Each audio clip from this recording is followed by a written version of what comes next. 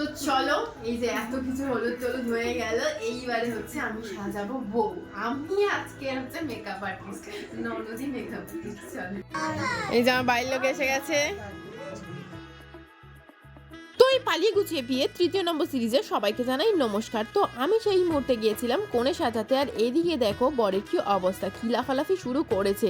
ওকে হচ্ছিল স্নান করানো এই ঠান্ডার মধ্যে, তাও আবার ঠান্ডা জলে, আর বুঝতেই পারছো আর মেয়ের বাড়ি না ওর বন্ধুর বাড়ির পাশেই ছিল, তাই জন্য শালিদের অত্যাচারও কম ছিল না। যদিও আমি ওখানে সেই মুহূর্তে ছিলাম না, তাই এইগুলো আমি সচক্ষে দেখতে পাইনি। তো আমার একটা বোন ভিডিও করে দাও, আমার অনেক সুবিধা হয়েছে। আর এইদিকে দেখো সাতজন এও এখানে প করে ঘুরেই চলেছে।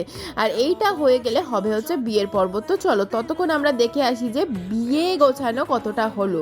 এদিকে ব্রাহ্মণ ঠাকুর দেখো সব গোছাগাছি করছে, কুলো থেকে শুরু করে সবই হয়ে গেছে। আর এদিকে দেখো স্নানও হয়ে গেছে, আর আমার মেকআপও কিন্তু মোটামুটি ওখানে হয়েই গেছে।